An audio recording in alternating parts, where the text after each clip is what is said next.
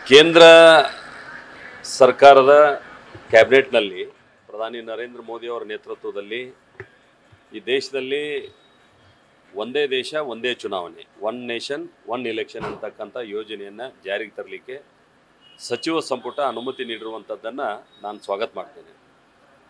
ದೇಶದಲ್ಲಿ ಪ್ರತಿ ಬಾರಿ ಚುನಾವಣೆಗಳು ಬೇರೆ ಬೇರೆ ಸಮಯದಲ್ಲಿ ನಿಗದಿ ಆಗ್ತಾ ಇರೋದ್ರಿಂದ ಆಡಳಿತ ವ್ಯವಸ್ಥೆ ಎಲ್ಲೋ ಒಂದು ಕಡೆ ಕುಂಠಿತ ಆಗ್ತಾ ಇದೆ, ಡೆವಲಪ್ಮೆಂಟ್ ಹಿನ್ನಡೆ ಆಗ್ತಾ ಇದೆ ಮತ್ತು ದೇಶಕ್ಕೆ ಹಣಕಾಸಿನ ತೊಂದರೆ ಆಗುವಂಥ ರೀತಿಯಲ್ಲಿ ಚುನಾವಣೆ ಖರ್ಚು ವೆಚ್ಚ ಆಗ್ತಾ ಇದೆ ಮತ್ತು ನೀತಿ ಸಂಹಿತೆ ಜಾರಿ ಆಗ್ತಾ ಇರೋದ್ರಿಂದ ಆಡಳಿತ ವ್ಯವಸ್ಥೆ ಎಲ್ಲೋ ಒಂದು ಕಡೆ ನಿಂತು ಹೋಗ್ತಾ ಇದೆ. ಇದೆಲ್ಲ ಆಗಬಾರ್ದಂತ ಹೇಳಿ ಒಂದೇ ಬಾರಿಗೆ ಇಡೀ ದೇಶದಲ್ಲಿ ಚುನಾವಣೆಯನ್ನು ನಡೆಸಬೇಕನ್ನುವಂಥದ್ದು ಏನು ಜಾರಿ ಮಾಡಿದ್ದಾರೆ ಮತ್ತು ಜಗತ್ತಿನ ಸುಮಾರು 8 ದೇಶಗಳಲ್ಲಿ ಅಧ್ಯಯನ ಮಾಡಿ ಅಲ್ಲಿ ಇದರ ಮೂಲಕ ಏನು ಪರಿವರ್ತನೆ ಆಗಿದೆ ಅನ್ನುವಂಥದ್ದನ್ನು ತಿಳ್ಕೊಂಡು ಹಿಂದಿನ ರಾಷ್ಟ್ರಪತಿಗಳಾಗಿರ್ತಕ್ಕಂಥ ಡಾಕ್ಟರ್ ಕೋವಿಂದ್ ಅವರ ನೇತೃತ್ವದಲ್ಲಿ ಏನು ರಚನೆ ಆಗಿತ್ತು ಆ ಸಮಿತಿ ವರದಿ ಕೊಟ್ಟಿದೆ. ಹೀಗಾಗಿ ಆ ವರದಿಯನ್ನು ಕೇಂದ್ರ ಸಚಿವ ಸಂಪುಟ ಮನ್ನಣೆ ಮಾಡಿದೆ. ದೇಶದಲ್ಲಿ ಇದ್ರ ಬಗ್ಗೆ ಚರ್ಚೆ ನಡೆದಿದೆ. ನಾನು ಅದನ್ನು ಸ್ವಾಗತ ಮಾಡ್ತೇನೆ. ವಿಪಕ್ಷಗಳು ಇದು ಹಾಸ್ಯಾಸ್ಪದವಾದಂಥ ಅದೇ ವಿಪಕ್ಷಗಳು ಕೇವಲ ಈ ರೀತಿ ಜನರನ್ನ ದಿಶಾಭೂಲ್ ಮಾಡ್ತಕ್ಕಂಥ ಕಾರ್ಯಕ್ರಮವನ್ನು ಬಿಡಬೇಕಾಗ್ತದೆ. ಇದು ಡೆವಲಪ್ಮೆಂಟ್ ಪರವಾದಂಥ ನಿರ್ಣಯ ಇರೋದ್ರಿಂದ ಇದನ್ನು ಸ್ವಾಗತ ಮಾಡಬೇಕಾಗ್ತದೆ. ಮತ್ತು ಅವರು ಏನು ಹೇಳ್ತಾ ಇದ್ದಾರೆ, ಇದು ಗೊಂದಲ ಆಗ್ತದೆ. ಗೊಂದಲ ವಿಪಕ್ಷಗಳಾಗಿದ್ದಾವೆ. ಈ ರೀತಿ ಆತಂದ್ರೆ ನಾವು ಹೆಂಗೆ ನಿಭಾಯಿಸೋದು ಅಂತೇಳಿ ಒಂದು ಸಮರ್ಥ ರಾಷ್ಟ್ರೀಯ ಪಕ್ಷವಾಗಿ ಭಾರತೀಯ ಜನತಾ ಪಾರ್ಟಿ ಅದನ್ನು ನಿಭಾಯಿಸ್ತದೆ.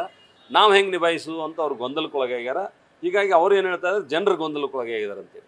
ಸರ್, ಈಗ ಜಮ್ಮು ಕಾಶ್ಮೀರದಲ್ಲಿ ನಿನ್ನೆ ತಾನೇ ಮೊದಲ ಹಂತದ ಇಲೆಕ್ಷನ್ ಇತ್ತು. ಜನ ತುಂಬ ಉತ್ಸುಕತೆಯಿಂದ ಇಲೆಕ್ಷನ್ ಕೂಡ ವೋಟಿಂಗ್ ಕೂಡ ಮಾಡಿದ್ರು. ಆದರೆ ರಾಹುಲ್ ಗಾಂಧಿ ಅವರು ಹೇಳ್ತಾರೆ ನಾವು 370 ತೆಗಿತೀವಿ ಅನ್ನೋ.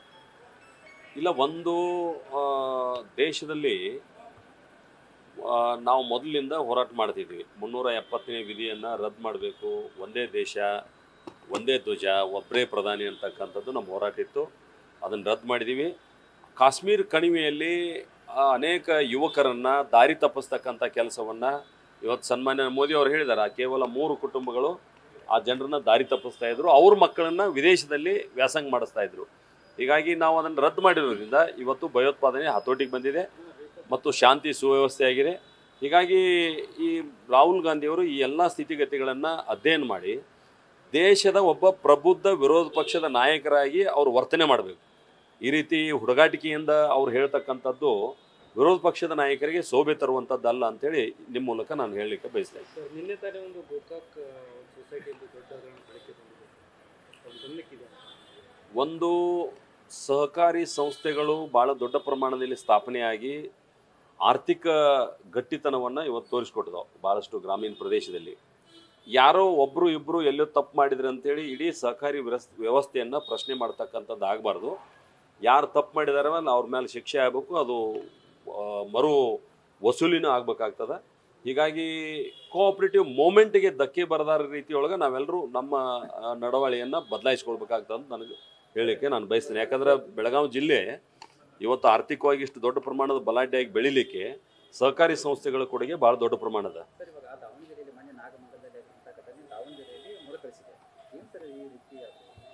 ಇಲ್ಲ, ಕೆಲವು ವ್ಯವಸ್ಥೆಯನ್ನು ದುರುಪಯೋಗ ತಿಳ್ಕೊಂಥ ಶಕ್ತಿಗಳು ಅಲ್ಲೆಲ್ಲಿ ಇರ್ತಾವನ.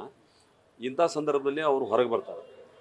ಪೊಲೀಸ್ ಇಲಾಖೆ ಕಟ್ಟುನಿಟ್ಟಿನ ಕ್ರಮ ತಗೋಬೇಕು ಮತ್ತು ರಾಜ್ಯ ಸರ್ಕಾರ ಕೂಡ ಇದನ್ನು ಮುಲಾಜಿಲ್ಲದೆ ಕ್ರಮ ತಗೊಳ್ಬೇಕು. ನೀವು ಕೇವಲ ವೋಟ್ ಬ್ಯಾಂಕ್ ಆಧಾರದ ಮೇಲೆ ಈ ರೀತಿ ಮಾಡ್ತಾ ಹೋದ್ರೆ ಕಾನೂನು ಸುವ್ಯವಸ್ಥೆಯನ್ನು ನಿಮ್ಮ ಕೈಯಿಂದ ನಿಭಾಯಿಸಲಿಕ್ಕೆ ಸಾಧ್ಯ ಆಗೋದಿಲ್ಲ. ಹೀಗಾಗಿ ಗಂಭೀರವಾದಂಥ ಇದು ಚಿಂತನೆಯನ್ನು ಗೃಹ ಸಚಿವರು ಮಾಡಬೇಕಾಗದ ಅಗತ್ಯ. ಅದೊಂದು ದುರಂತ. ಯಾವುದೇ ರಾಜಕಾರಣಿ ತನ್ನ ಇತಿಮಿತಿ ನಾನು ಯಾವ ರೀತಿ ಇರಬೇಕನ್ನುವಂಥದ್ರ ಬಗ್ಗೆನೂ ಯೋಚನೆ ಮಾಡಬೇಕಾಗ್ತದೆ.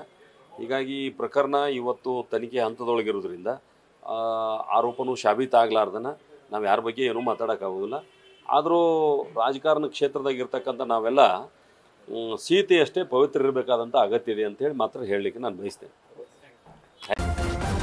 ನ್ಯೂಸ್ ಫಸ್ಟ್ ನಿರ್ಭೀತಿಯಿಂದ ನಿಮ್ಮ ಪರವಾಗಿ.